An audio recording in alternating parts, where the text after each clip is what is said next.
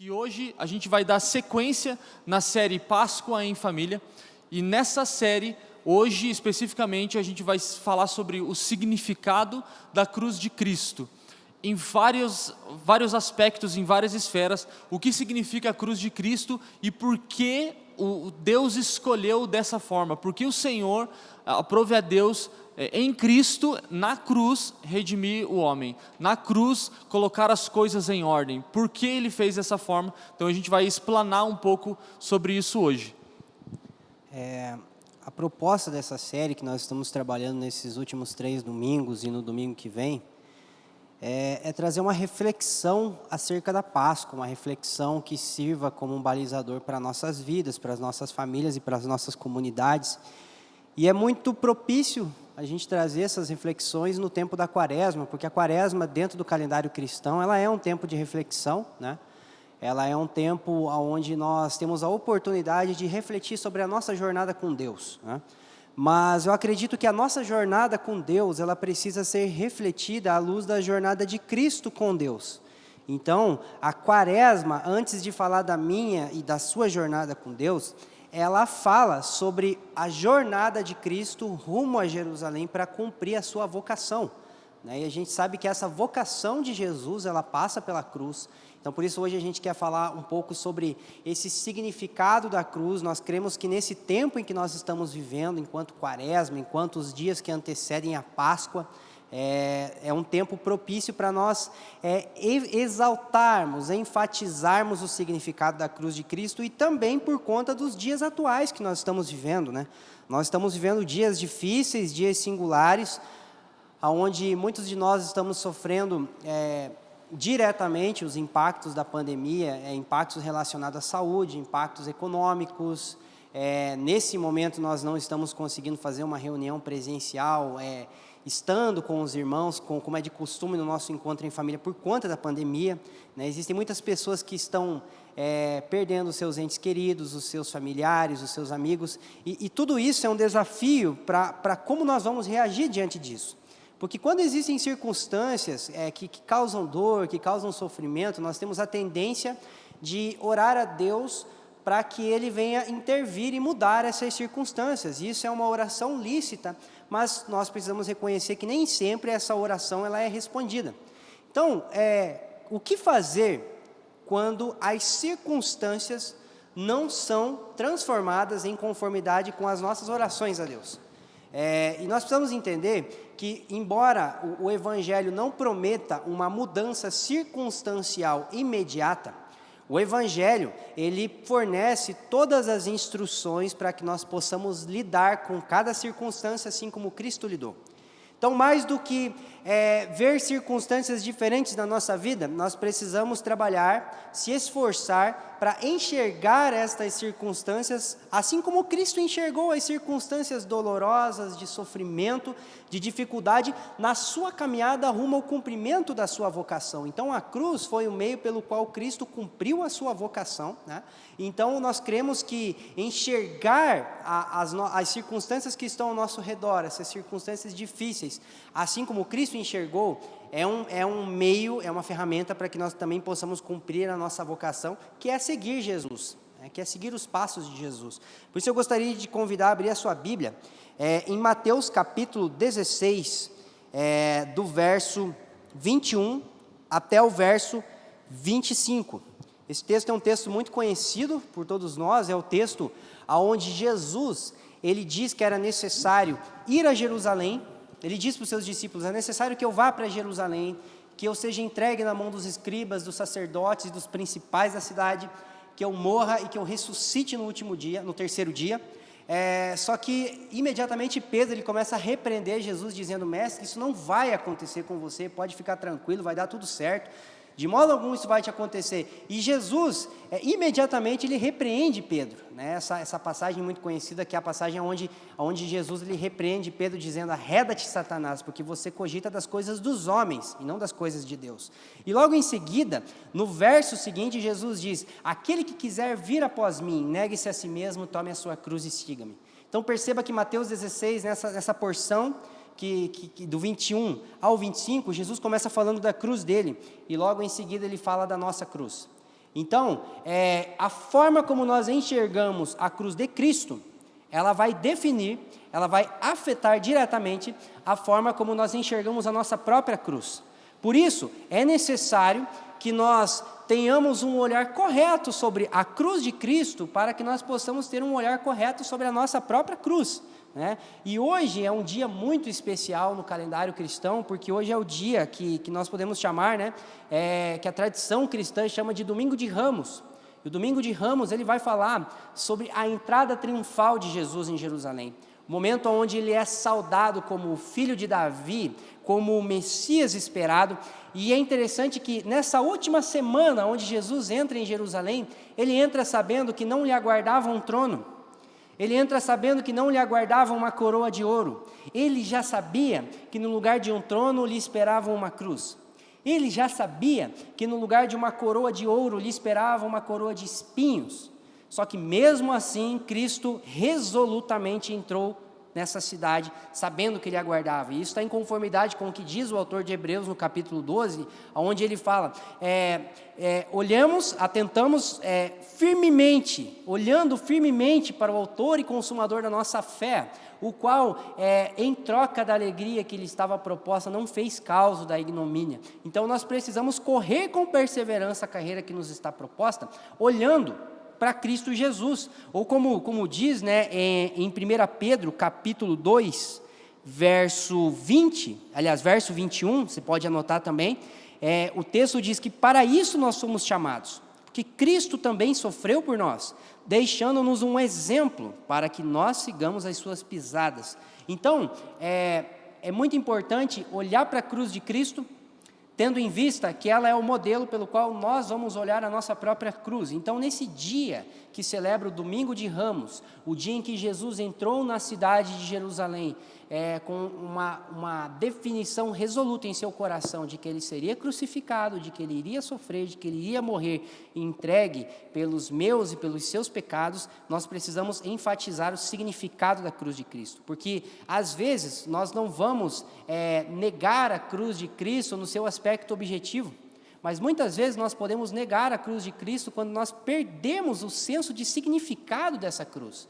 Então, é comum que cada cristão, ele confesse que Jesus Cristo foi pregado numa cruz, ele reconheça isso, mas na nossa caminhada, a forma como nós enxergamos os nossos sofrimentos, ela vai ser a maior evidência de que nós reconhecemos, de que nós confessamos a cruz de Cristo. Por isso que a nossa proposta no dia de hoje, com esse sermão sobre a Páscoa, é trazer 7 significados da cruz de Cristo Jesus. O que a cruz significa? Que nós precisamos olhar a cruz de Cristo, não somente reconhecer a cruz de Cristo, mas nós precisamos olhar a cruz de Cristo por uma perspectiva cristã, porque nós podemos olhar a cruz de Cristo por uma perspectiva romana, e aos olhos de Roma, a cruz significava derrota, morte, fracasso. A cruz, a morte de Cristo, a cruz de Cristo, ela é tida como um escândalo, ela é tida como loucura, mas nós precisamos olhar ela por uma ótica cristã, pela ótica que o próprio Cristo olhou essa cruz, a fim de que nós possamos entender que a cruz do Messias, ela é sinônimo de glória, ela é sinônimo de vitória, ela é sinônimo de triunfo. Por isso que nós vamos trazer hoje, então, 7 aspectos que são distintos e ao mesmo tempo complementares, a fim de que nós possamos refletir na importância da cruz de Cristo e ter o significado da cruz de Cristo como um combustível para carregarmos a nossa própria cruz. Então, nós vamos listar agora 7 elementos que eles podem ser estudados de maneira separada, que são elementos muito abrangentes, né, que são temas muito densos. Se você fosse esmiuçar cada um desses 7 elementos aqui, é bem provável que nós teríamos mais 7 domingos a mais aí da nossa Páscoa em Família, dessa série, mas nós vamos tentar trabalhar eles de uma maneira sucinta, mas ao mesmo tempo de uma maneira que fique claro o significado de cada um desses elementos, né? Então, o primeiro deles, né, o significado número 1, a cruz de Cristo é necessária por causa do amor de Deus, entendendo a necessidade da expiação. Então, por que a cruz é necessária? Porque Deus nos amou, porque Deus amou o mundo de tal maneira. Entenda comigo, se Deus Deus ele não precisava ter nos salvado. A ação de Deus nos salvar, ela foi uma ação voluntária. Então, inicialmente, a cruz não era necessária. A cruz, a expiação feita na cruz, ela só se tornou necessária porque Deus decidiu amar o seu povo. Deus decidiu eleger um povo para salvar, porque Ele podia simplesmente ignorar a necessidade de salvar o homem e dizer, é justo, eles pecaram e eles vão perecer sem salvação. Né? Mas Deus voluntariamente decidiu em seu coração, porque Deus amou o mundo de tal maneira. E aí qual a implicação disso? Dar o seu filho. Então a expiação, ela é necessária porque Deus decide salvar os homens, né? Então ela passa a ser necessária como um resultado, como uma implicação do amor de Deus, né? E então tem uma citação de John Stott que diz, né, sobre a decisão de Deus salvar os homens, e o porquê, o que essa decisão implica então? Então Deus não era obrigado a salvar os homens, mas uma vez que Ele decidiu salvar os homens, Ele precisa tratar com o problema do pecado. Então agora nós vamos ler então uma citação que John Stott traz acerca da necessidade da expiação por intermédio da cruz. Pecar, portanto, é tomar de Deus o que é dele, o que significa roubar dele e, assim, desonrá-lo. Se alguém imagina que Deus pode simplesmente perdoar-nos do mesmo modo que devemos perdoar uns aos outros, ainda não considerou a seriedade do pecado. Sendo uma desobediência inexcusável da vontade conhecida de Deus, o pecado o desonra e o insulta, e nada é menos tolerável do que tomar a criatura do Criador a honra que lhe é devida, e não devolver o que retira. Deus não pode tolerar tal coisa. Não é correto Deus passar por alto os pecados assim não punidos. É mais do que inapropriado, é impossível. Não condiz com Deus fazer qualquer coisa injusta ou irregularmente. Não está dentro do alcance da sua liberdade, ou bondade, ou vontade, deixar sem punição o pecador que não devolve a Deus o que tomou. Deus nada tem como mais justo do que a honra de sua própria dignidade. John Stott. Então o fato de Deus decidir amar o homem não anula o fato de que Deus tem um compromisso com a sua glória e com a sua santidade. Isso vai nos remeter ao nosso segundo ponto, né, ao nosso segundo significado da cruz de Cristo, que é basicamente o fato de que a cruz de Cristo, ela satisfaz a justiça de Deus. Porque a cruz, ela é inicialmente necessária por causa do amor de Deus para com o homem. E acima de tudo, para com a própria glória, o próprio compromisso que Deus tem com a sua glória. A cruz é necessária por causa da justiça de Deus. Então, ela é inicialmente necessária por causa do amor de Deus, mas por Deus ter um compromisso com a sua glória, ela passa a ser necessária por causa da sua justiça. Porque Deus, Ele não precisa negar a sua justiça para amar o pecador. Mas ao amar o pecador, Ele o fará de maneira justa. Então, Deus decide voluntariamente amar o homem, mas pelo fato do homem estar em um estado de pecado, Deus precisa amar o homem de uma forma justa, entende? Então o homem pecou e deve a Deus por ser pecador. Ele não pode pagar essa dívida. E a menos que ele pague essa dívida, ele vai ser salvo. Então é um dilema, porque o homem ele peca e ele deve a Deus, ele tem uma dívida para com Deus agora. E se ele não pagar essa dívida, ele não vai ser salvo. Mas ele não pode pagar essa dívida porque ele é por natureza pecador. Então é por isso que somente Cristo, ele pode satisfazer a necessidade da justiça de Deus. Então Deus, ele não pode ignorar o problema do pecado, porque isso seria uma injustiça. O homem precisa pagar a sua dívida para com Deus, mas não pode, de sorte que somente Cristo pode se colocar como um substituto para satisfazer essa exigência. Então Cristo, ele segue, ele cumpre a sua vocação na cruz, porque existe uma exigência que passa a existir em virtude de Deus decidir amar o pecador sem deixar de ser justo. Deus, ele ama de maneira justa. Então, para amar de maneira justa, ele não pode ignorar o pecado. E para tratar o problema do pecado, então que ele vai enviar o seu Filho na cruz. Porque Cristo, ele é o único que pode satisfazer a exigência de Deus, né? Então nós temos aqui mais uma citação que eu gostaria de compartilhar com vocês, que ela vai falar justamente sobre o fato de Cristo ser aquele que satisfaz a justiça de Deus e ao mesmo tempo salva o homem por intermédio da sua cruz. Agradou ao nosso Pai Celestial, por sua misericórdia infinita, sem nosso merecimento, preparar para nós as joias mais preciosas do corpo e do sangue de Jesus Cristo, pelas quais o nosso resgate pudesse ser totalmente pago, e a lei cumprida, e a sua justiça completamente satisfeita.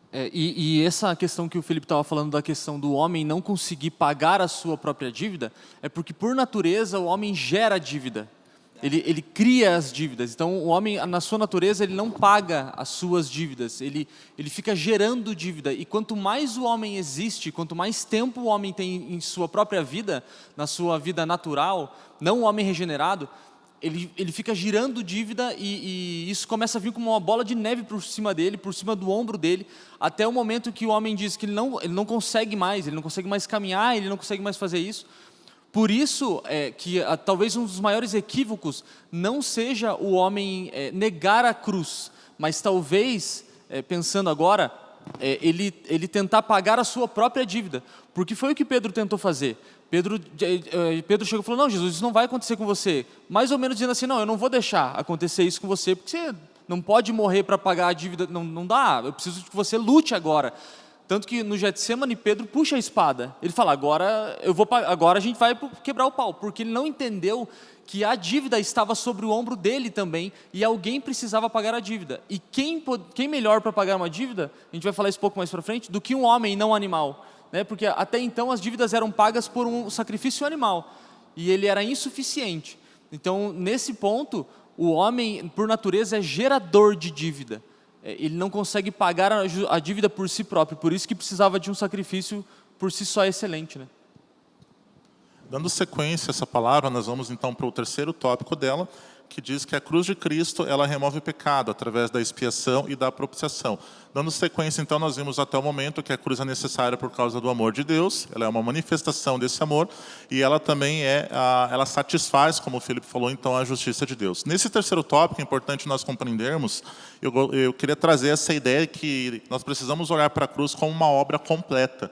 Né? Isso aí infere da forma como nós olhamos para a cruz. Quando você olha para a cruz de uma maneira histórica, ou de uma maneira filosófica, ou de uma maneira antropológica, né, teológica, então a cruz ela tem esse elemento de ser uma obra completa. Essa seria a forma mais coerente de nós interpretarmos, né, a obra que Deus fez através da cruz, que contém vários elementos, como nós estamos falando, então, os atributos de Deus, amor, justiça, e também algumas questões que são bem interessantes, como, por exemplo, o significado de expiação, né, tem a ver com apagar os nossos pecados. Né? Paulo ele diz, também escrevendo a igreja de Colossenses, que o pecado era como uma cédula que clamava contra nós. E Cristo ele pegou essa cédula, esse escrito de dívida e as suas ordenanças que se davam através da lei que ninguém conseguiria cumprir, apenas Cristo foi capaz de satisfazer essas exigências. Então Cristo ele pega essas ordenanças, esse escrito de dívida e ele crava na cruz, né, com os nossos pecados. Isso é muito importante para nós entendermos que a expiação ela nasce então do coração de Deus, que é um coração amoroso, é um coração infinito em misericórdia, um coração que renova as misericórdias para nós, para a humanidade a cada manhã, para aqueles que recebem Cristo no seu coração e declaram como seu Salvador. E o conceito de propiciação, então, diz realmente sobre algo que se torna propício. Deus ele se torna favorável ao homem através da obra da cruz que é completa. Então, nós deveríamos olhar para a cruz como nós, muitas vezes, vamos contemplar uma obra de arte, tentar, né, compreender todos os elementos que estão presentes naquela obra de arte. Então, a cruz, ela tem muitos elementos, ela tem uma série de situações que nos liberta, que nos renova, que nos restaura, que apaga os nossos pecados e que torna Deus favorável ao homem. Dentro desse contexto, eu gostaria de ler com vocês mais uma citação de Wayne Grudem. Enquanto o pessoal da mídia projeta aí para vocês, nós vamos ler essa citação que diz o seguinte: o amor de Deus, como causa da expiação, é visto na passagem mais conhecida da Bíblia, João 3,16. Mas a justiça de Deus também requeria que Deus encontrasse o meio para que a penalidade do que nos era devida por causa de nossos pecados fosse paga. porque ele não poderia nos aceitar em comunhão consigo mesmo, a menos que a penalidade fosse paga. Paulo explica que essa foi a razão pela qual Deus enviou Cristo para fazer propiciação. Se vocês quiserem anotar aí Romanos 3, 25. E a propiciação, a saber, é o sacrifício que suporta a ira de Deus, de modo que Deus se torna propício ou favorável para conosco. Portanto, ambos, o amor e a justiça de Deus, foram a causa última da expiação. Contudo, não é útil perguntarmos qual das duas coisas é mais importante, porque sem o amor de Deus, ele nunca teria tomado qualquer iniciativa para nos redimir.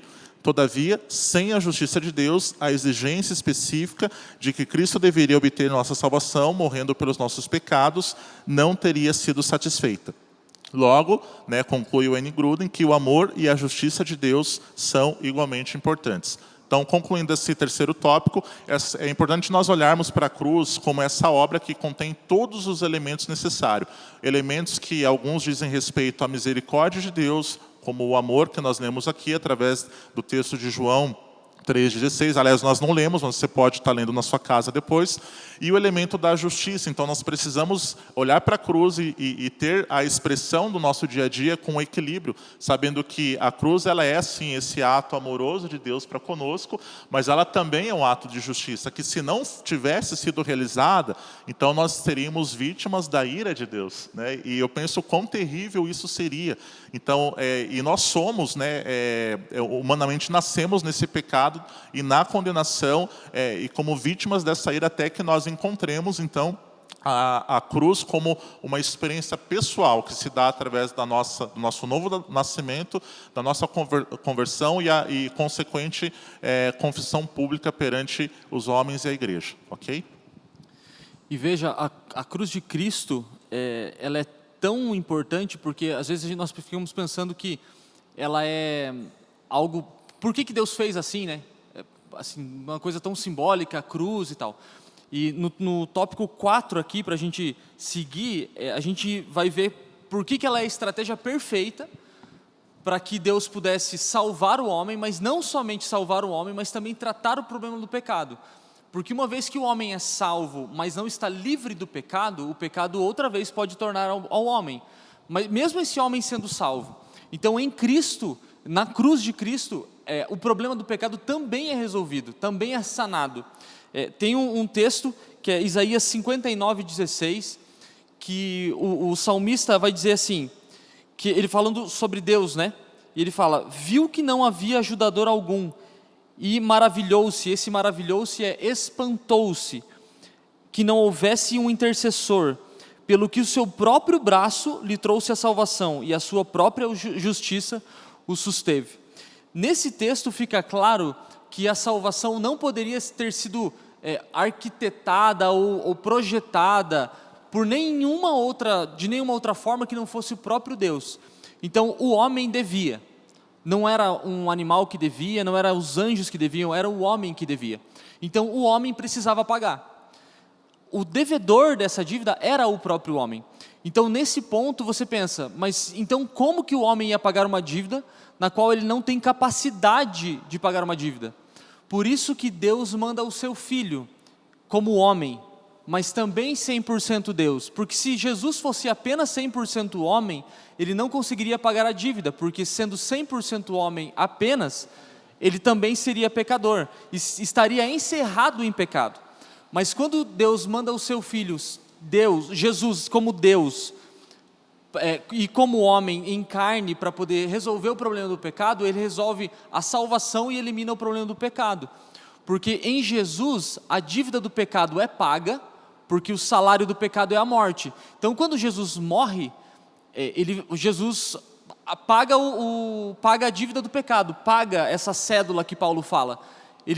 Quando Jesus morre, ele paga o salário do pecado com a maior morte de todas, que é basicamente todo o pecado da humanidade em si próprio, e morre.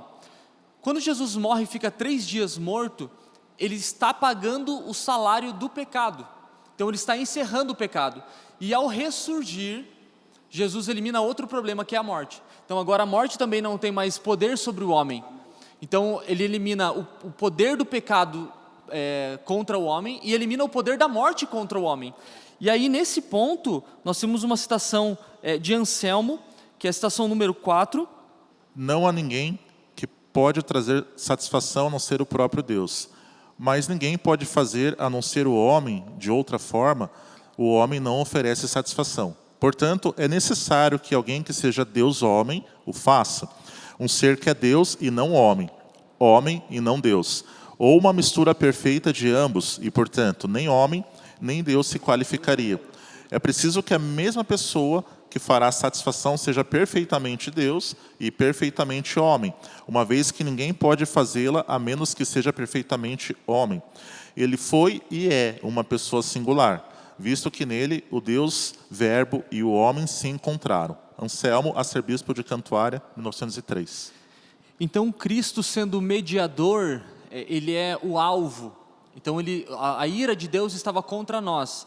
Veja, Deus não tinha homens santos e ele escolhe uma parte dos homens e destina para a ira dele. É o contrário, todos pecaram. Então a ira de Deus estava contra todos os homens e Deus escolhe um povo para agir com misericórdia.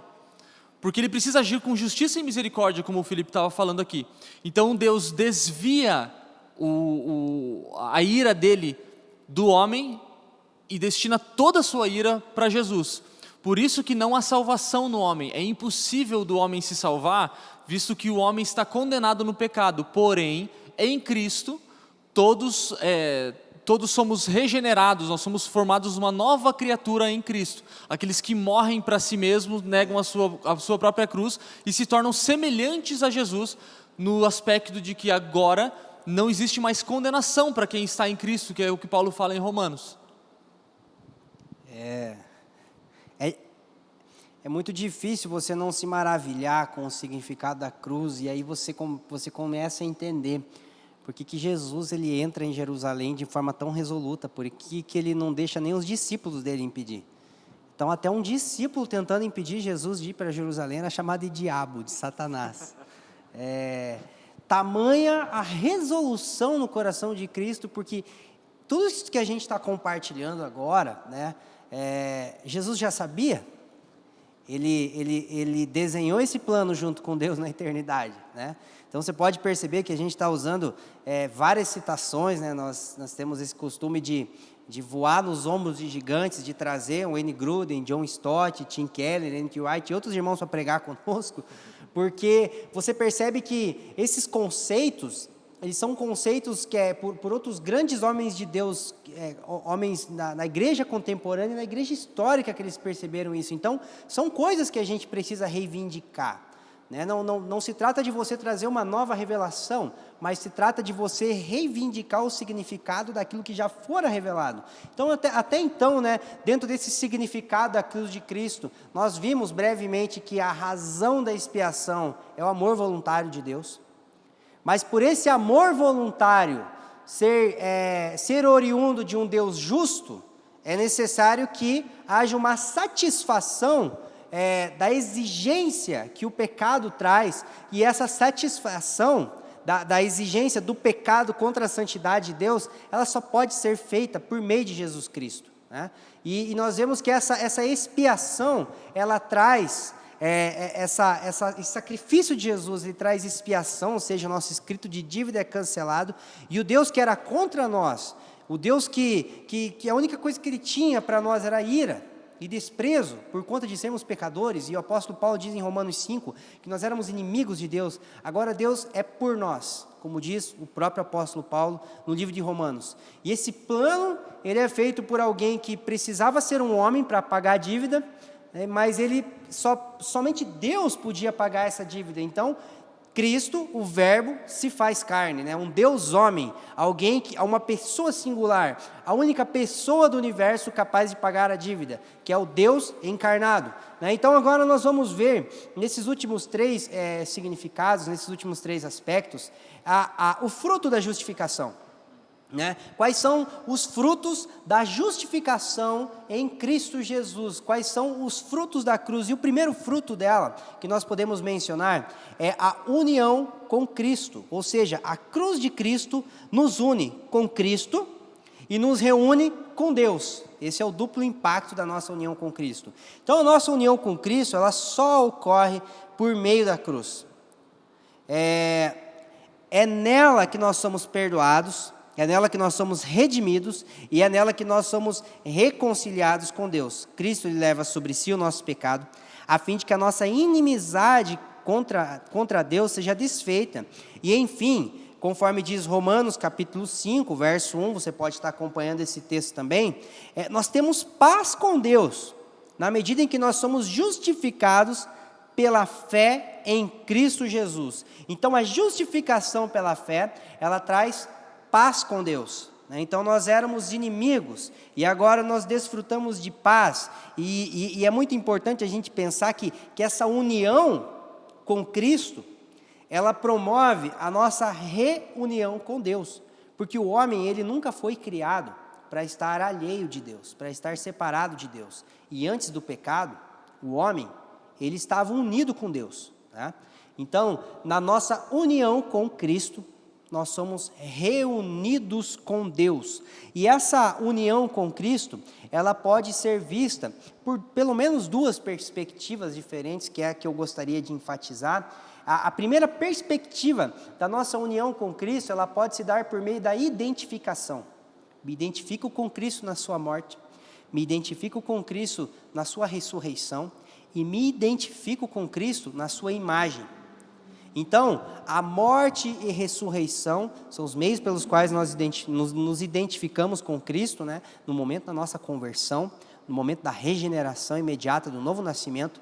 Mas, durante o processo de santificação que o Espírito Santo vai desenvolvendo em nós dia após dia, nós nos identificamos com a imagem de Cristo Jesus. Nós nos tornamos a imagem do Filho de Deus, nós somos recriados à imagem do Filho de Deus. Então, não se trata apenas de uma união afetiva, não se trata apenas de uma união legal. Não é simplesmente porque nós gostamos de Cristo, ou não é simplesmente por uma questão legislativa, é uma questão de conformidade. Então, estar unido com Cristo tem a ver com uma questão legal, essa questão da justificação.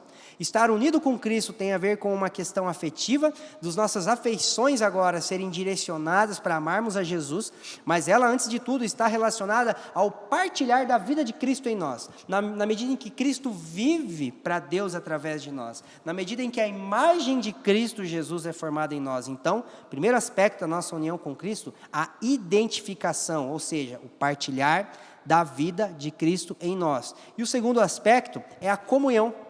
Porque uma vez que nós estamos unidos com Cristo, uma vez que nós nos identificamos com Cristo, nós desfrutamos da relação que Cristo tem com o Pai. Por isso que nós temos a comunhão com Deus, na medida em que nós nos identificamos com Cristo Jesus. Então, na medida em que a imagem de Cristo é formada em nós, Cristo ama o Pai através de mim e você.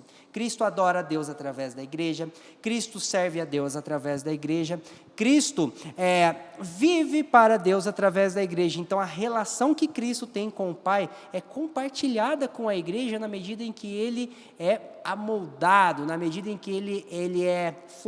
amoldado não, na medida em que Ele é formado em nossas vidas. Então, a união com Cristo, ela traz identificação e ela traz comunhão.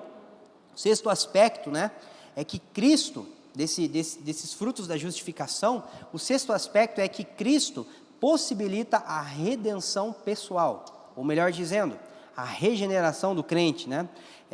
Ezequiel capítulo 36, verso 26, é um texto que deixa claro que a promessa da regeneração do povo de Deus, ela é uma promessa antiga, uma promessa enfatizada pelos profetas. E em Ezequiel 36, 26, Deus promete um novo coração, Ele promete um novo espírito, Ele promete tirar de nós o coração de pedra e colocar sobre nós um coração de carne. Isso significa que uma vez que Cristo expia o pecado, cancela o escrito de dívida, uma vez que Cristo, Ele nos torna Deus favorável a nós, Ele torna Deus propício a nós, né? E uma vez que nós estamos unidos com Ele, nós somos regenerados. A salvação não é um fim em si mesmo, ela é um meio para que nós possamos ser regenerados em nossa relação original com Deus. Então, essa relação original com Deus, ela se dá através do partilhar da vida de Jesus em nós, nesse momento, mas também ela se desenvolve até um evento futuro que é a nossa ressurreição. Então, nesse momento, nós fomos regenerados em nossa relação com Deus, mas o nosso corpo ainda sofre os impactos do pecado. Nós ainda estamos sofrendo as aflições decorrentes do pecado, como nós vemos nessa pandemia, né? Nós ainda sofremos o efeito da morte, de doenças, nós ainda caímos em algumas tentações, nós ainda não amamos Deus de uma forma plena, de uma forma perfeita. Por isso que a regeneração, ela precisa ser encarada como um ato imediato, né? Na medida que nós nascemos de novo, fomos regenerados para com Deus e já estamos desenvolvendo uma relação com Ele, mas ela também precisa estar firmada na esperança da ressurreição, que é basicamente o que a gente vai falar na semana que vem, que essa ressurreição futura, ela é o aspecto final, ela é o aspecto onde a regeneração, ela é completada, ela é consumada, né? Como diz N.T. Wright em seu livro, ele vai falar um pouco para a gente sobre esse aspecto, né, da ressurreição futura que nos aguarda, como uma esperança que nós devemos ter para entender a completude, para entender a plenitude da regeneração. Particularmente, esse novo corpo será imortal, ou seja, terá ultrapassado a barreira da morte, não apenas no sentido temporal, mas no sentido ontológico, de não estar mais sujeito a doenças, deterioração, envelhecimento e morte. Nenhuma dessas forças destrutivas terá poder sobre o nosso novo corpo. Uau!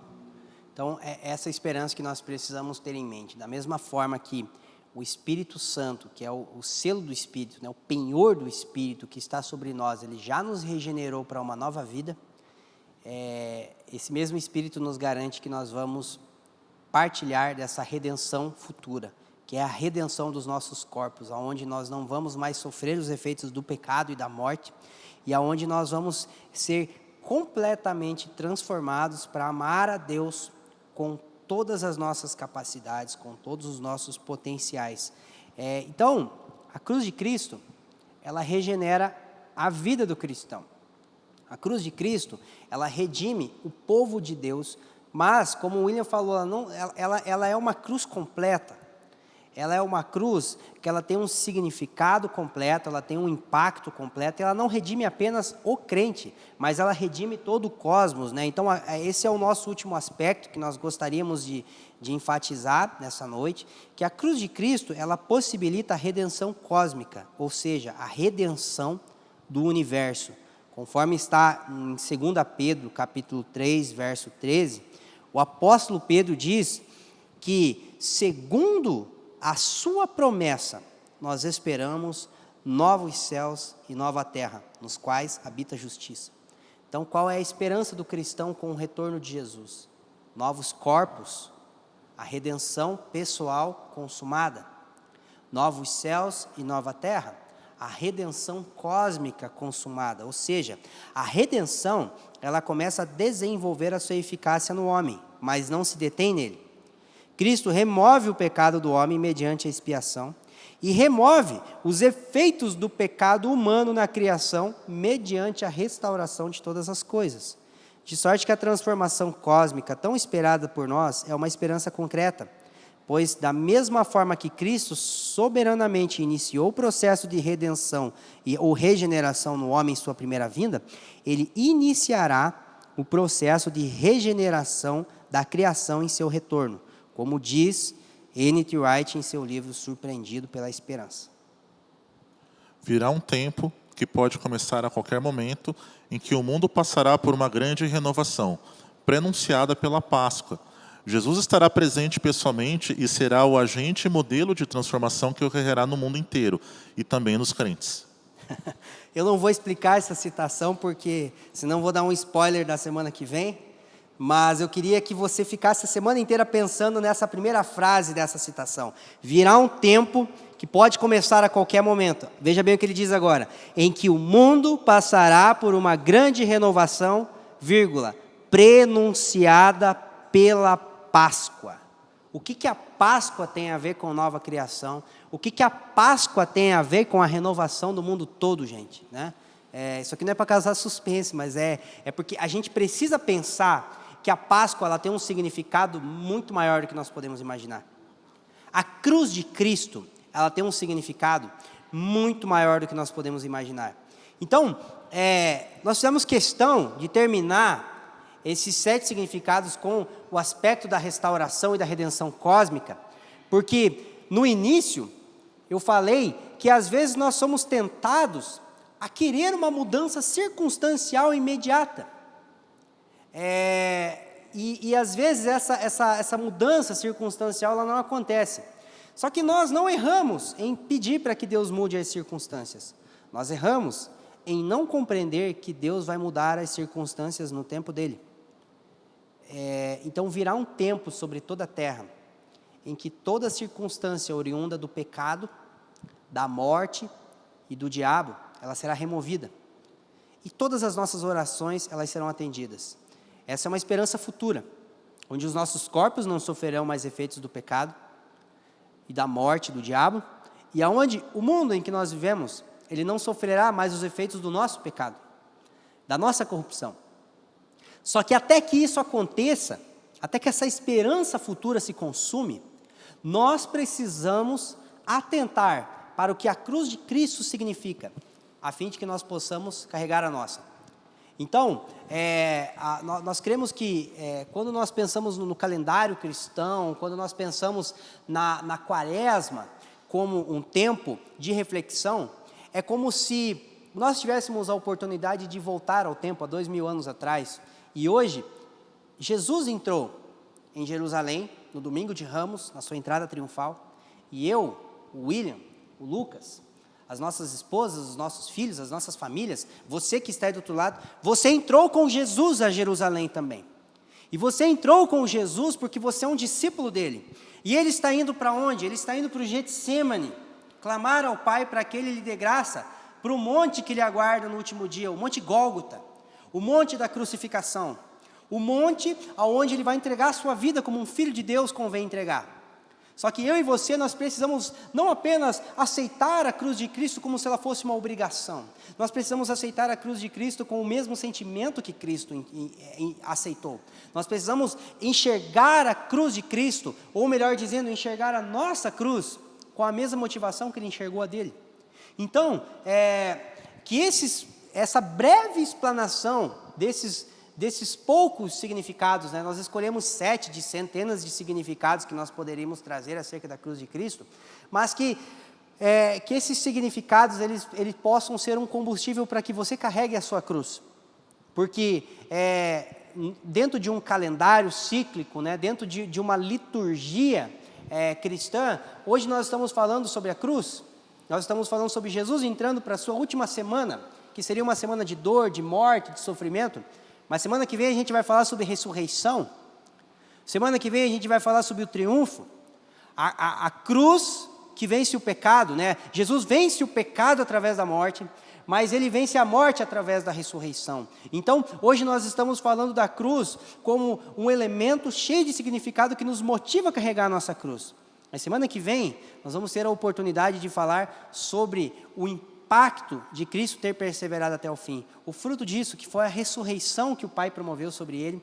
E essa ressurreição, então, ela marca um elemento definitivo. Ela muda o curso da história. Ela consuma algo no plano de Deus. E eu vou tentar não falar tanto, porque senão eu vou entrar, né, em coisas que a gente vai falar propriamente na semana que vem. Mas, resumidamente, eu queria propor que nós atribuíssemos significado à cruz de Cristo. O que a cruz de Cristo significa para mim e para você vai definir a forma como nós vamos encarar as circunstâncias que nos aguardam amanhã, numa manhã de segunda, que vai ser uma manhã normal como qualquer uma.